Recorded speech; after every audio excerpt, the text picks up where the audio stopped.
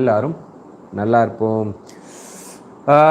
Very first thing, CSK and Mi இவங்களோட IPL 2022ஓட முடிவு, அதாவது அவங்களோட பிளே ஆஃப் சான்சஸ், இதெல்லாம் சொல்லணும் அப்படின்னு நினச்சிங்கன்னா ஒத்த வார்த்தையில் சொல்லணும்னா நோ கமெண்ட்ஸ், சிம்பிளி ஆமாங்க, அந்த வார்த்தையை சொல்ல விரும்பலை. பீயிங் அன் RCB ஃபேன், டெஃபினட்டாக நிறைய பேர் ட்ரோல் பண்ணுறதுக்குண்டான சான்சஸ் இருக்குது. டெஃபினட்டாக இந்த ரெண்டு டீமுக்குமே வந்து அதோட பாஸ்ட் எக்ஸ்பீரியன்ஸ் இருக்குங்க. I mean going down and then coming back and winning. MI பண்ணியிருக்காங்க இதுக்கு முன்னாடி 2015, 14, 13 ஐ கெஸ் 4 மேட்ச் தோற்று திரும்ப வந்து சாம்பியன்ஸ் ஆகியிருக்காங்க. சிஎஸ்கே 4 மேட்ச் தோற்று திரும்ப சாம்பியன்ஸ் ஆகியிருக்காங்க. But I don't think so this time. டெஃபினட்டாக it is zero chance for both the teams. Reason being, ஏன்னா 8 டீம் இருக்கிறது வேறு, 10 டீம் இருக்கிறது வேறு. So I don't think so. ஒரு RCB ஃபேனாக எடுத்துக்கோங்க, இல்லை ஒரு IPL ஃபேனாக எடுத்துக்கோங்க, இல்லை no matter what whichever way that you take, I don't think so there is a chance. Maybe எல்லா வாட்டியும் ஒரு ஒரு ஒரு மிராக்கிள் நடக்கிற மாதிரி இந்த வாட்டி ஒரு மிராக்கிள் நடந்து என்னையும் பிடிச்சி ட்ரோல் பண்ணலாம். But I don't think so there is a possibility for these two teams, especially when there is a 10 team and all 10 teams, like apart from 1 or 2 teams, kind of at least 6 teams are really strong. So that is somewhere I think there is no chance that MI and CSK can make a comeback. So இதில் வந்து next match is between CSK and RCB. அதாவது சிஎஸ்கேக்கு அடுத்த match வந்து RCBயோட எல்லா meme கிரியேட்டர்ஸும் ரெடியாக இருந்திருக்காங்க, trollers பயங்கர ரெடியாக இருந்திருக்காங்க. அது எதர் it can be CSK fans are RCB fans. I'm not a die hard RCB fan சொல்ல முடியாது. It's not like I will do any thing, அப்படிலாம் கிடையாதுங்க. ஐ ஜஸ்ட் லவ் ராகுல் டிராவிட். அதனால் அப்போ ஆரம்பித்தது அங்கேருந்து அப்படியே கண்டினியூ ஆகிட்டுருக்கு for Virat, at least for that matter. Yeah, so before we get into the matches and stuff, பின்னாடி வந்து நீங்கள் ஒரு ஸ்க்ரீனில் நான் பாஸ் பண்ணி வச்சுருப்பேன். Just wanted to show. In fact yesterday during the RCB match there is some unfortunate incident happened. Ashil Patey's sister has passed away. அதுதான் இப்போ வரைக்கும் நான் பார்த்த நியூஸ். அதனால தான் கொஞ்சம் லேட் ஆகிடுச்சு. didn't get much news about it. But somewhat எனக்கு வந்து நான் ஏன் அந்த இடத்துல வந்து பாஸ் பண்ணி வச்சுருக்கேன் அப்படின்னு பார்த்தீங்கன்னா, நேற்று அந்த இடம் அந்த 50 ஓவர்ஸ், ஐ மீன் 20 ஓவர்ஸ் முடிச்சு போகும்போது அந்த டக் அவுட்டில் ஏதோ ஒரு சீரியஸ்னஸ் பார்த்த மாதிரி தோணுச்சு எனக்கு. அண்ட் அதுக்கப்புறம் ஹர்ஷல் பட்டேலோட அந்த இன்டர்வியூலையுமே வந்து ஏதோ ஒரு ஹீ வாஸ் நாட் நார்மல் அப்படின்ற மாதிரி தோணிச்சு எனக்கு. ஃபர்ஸ்ட் திங் நான் இதை பார்க்கும்போது எனக்கு தோணிச்சு வந்து என்னதுன்னா, ஐயோ சிராஜ் சண்டை போட்டு யாராவது அடிச்சு போட்டானுங்களா அப்படின்ற மாதிரி தான் ஃபீல் ஆனது. So I just show you, நீங்களே பார்க்கலாம்.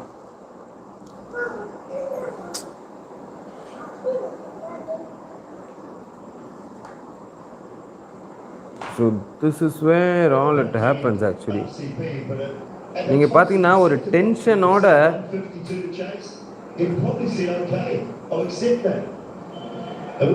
I don't want to show much on it.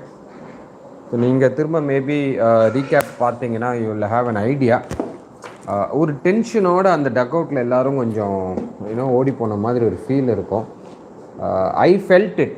தெரியல, மேபி இந்த டியூரிங் அண்டர்-19 வேர்ல்டு கப்பில், லாஸ்ட் இயர் வேர்ல்டு கப், அதாவது நம்ம பசங்க பங்களாதேஷ் கூட தோத்தானுங்களா, அந்த வேர்ல்டு கப்லேயும் இந்த மாதிரி ஒரு டென்ஷன் தான் பார்த்த மாதிரி திடீர்னு இருந்தது.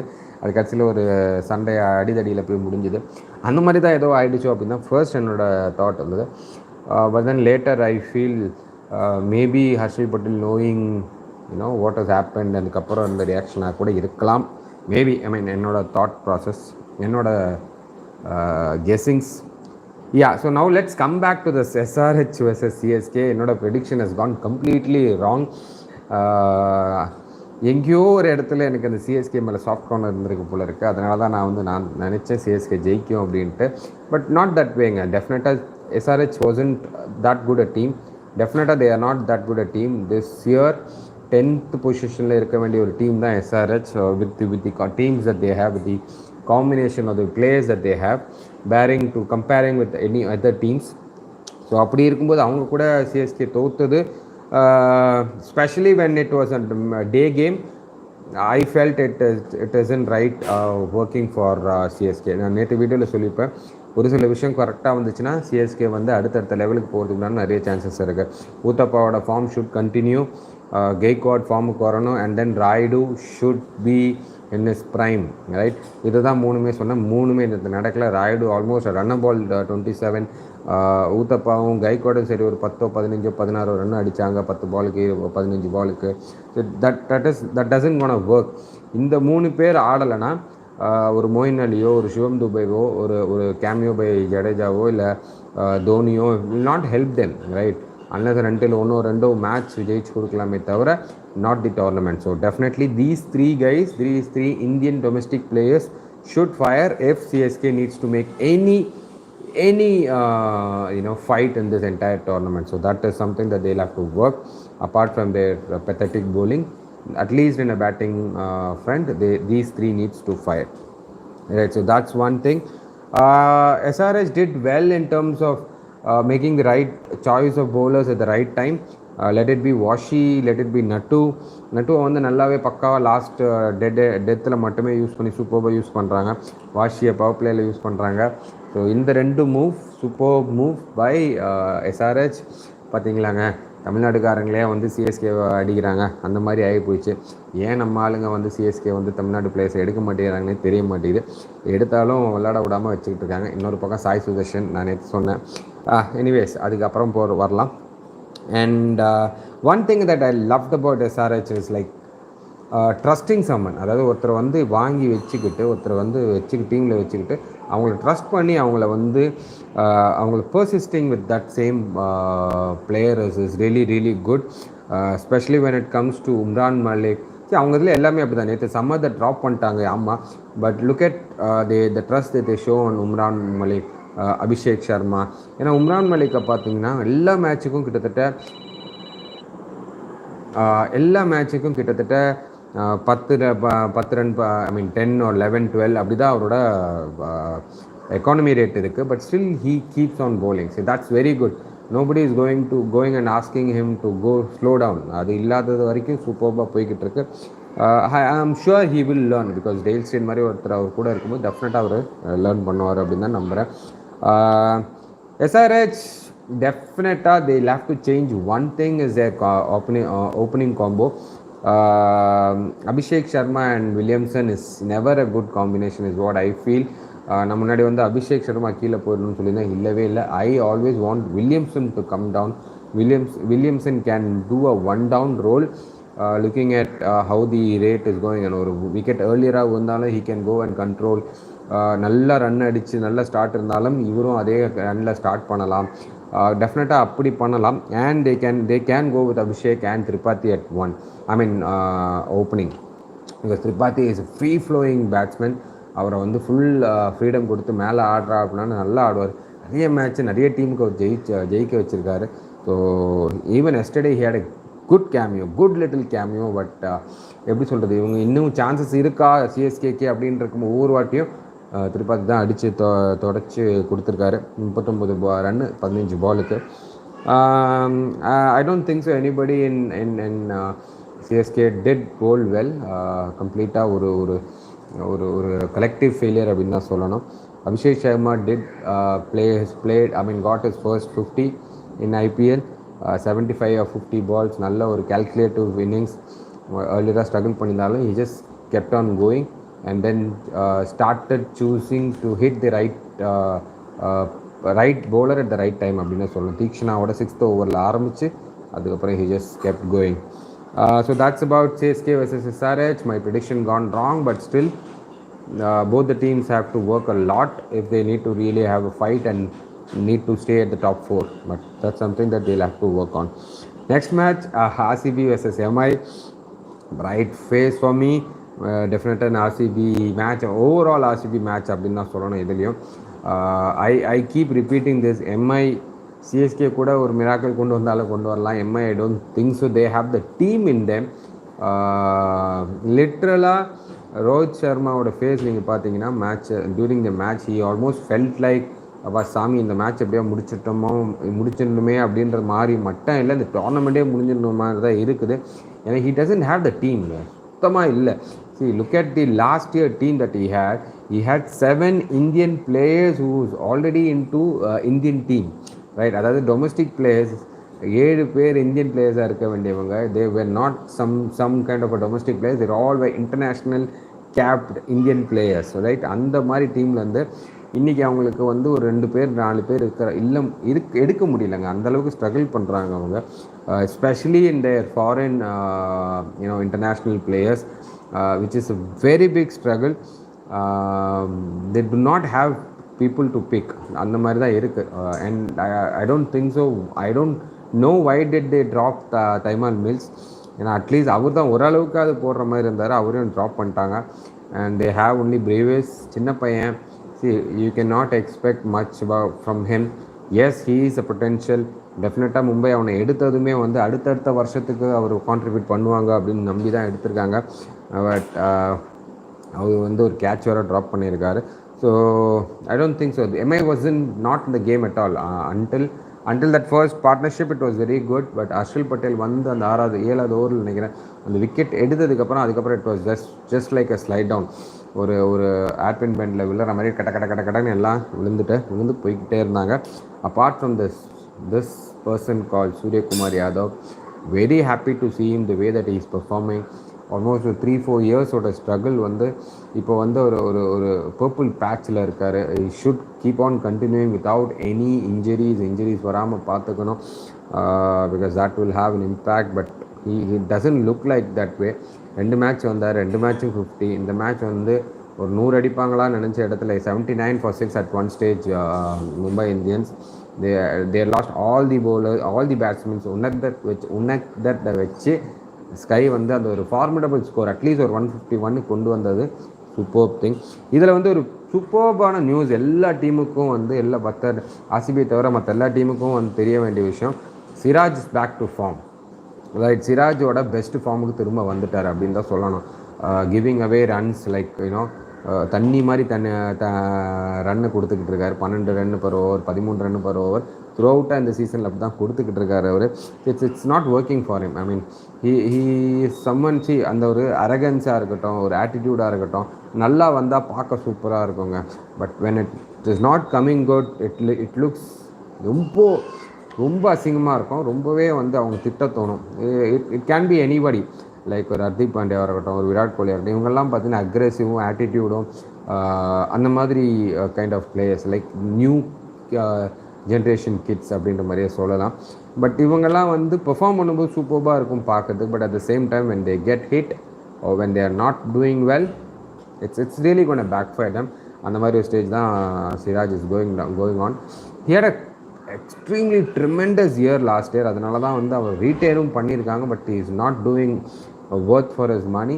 I'm sure that there will be lot of talkings to him after the last match. எனக்கெல்லாம் ஒரு செகண்டில் வந்து தினேஷ் கார்த்திக் க்ளவ் கழட்டி போட்டு அடிச்சிருவாரோ அப்படின்ற மாதிரி தோணிச்சு.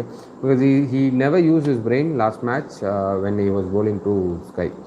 So that's one area that RCB really needs to work on. Apart from that, everybody else had a great game. Asaranga would have ஒரு crucial 2 wickets இருக்கட்டும். I mean Akashdeep did a great job by 20 runs and 1 wicket. அதில் ஒரு maiden வேறு. Harshal Patel again fabulous of 23 runs on 2 wickets. அதுலேயும் last ஓவரில் he just gave 1 6, அதாவது வெறும் 7 ரன்ஸாக கொடுத்தாரு. when Suryakumar Yadav was batting and he was smashing everybody for 6s. So அப்படி இருக்கும்போதும் apart from that last ball எல்லா பாலுமே சரியான பால் அந்த ஓவரில். பேட்டிங் எடுத்துட்டிங்கன்னா 152 for 3 கொஞ்சம் ஈஸியாக தான் சேஸ் பண்ண மாதிரி இருந்தது. Du Plessis did struggle earlier part. Apart from that first மேட்ச்சில் ஒரு 80 odd ரன் அடிச்சுக்கிட்ட தவிர du Plessis is also still struggling. Rawat வந்து கண்டினியூஸாக சொல்லிட்டு அந்த Anuj Rawat need to fire, otherwise he will have somebody else coming in அந்த பொசிஷன் அப்படின்ற மாதிரி சொல்லிகிட்டே இருந்தோம். எப்படி வந்து மார்னிங் மேட்ச்சில் அபிஷேக் சர்மா ஆனாலும் அதே மாதிரி தான் ராவத் ஆனால் ஒரு தூண்டு பையன். ஒரு 66 ரன். அந்த 66 ரனில் 6 6. வாவ், சின்ன பையங்க. அவன் ரொம்ப ஷார்ட்டாக தான் இருக்கார் பார்க்குறதுக்கும். நல்லா சூப்பராக ஆடுறாரு. But I still feel, I mean, not at the level of Tilak Verma or Ayush Badoni. அந்த லெவலுக்கு இல்லை, டெஃபினட்டாக இல்லை. Even because his game is only at one part of the ground. அதாவது ஆன் சைடில் நல்லா விளாட்றாரு, ஏரி வந்து லாஃப் பண்ணுறது நல்லா பண்ணுறாரு. Maybe a good bowler can definitely take him away. ஒரு ஸ்லிப் கேட்சுக்கோ ஒரு ஆஃப் சைட் ஃபீல்டை செட் பண்ணி ஈஸியாக தூக்கிடலாம்.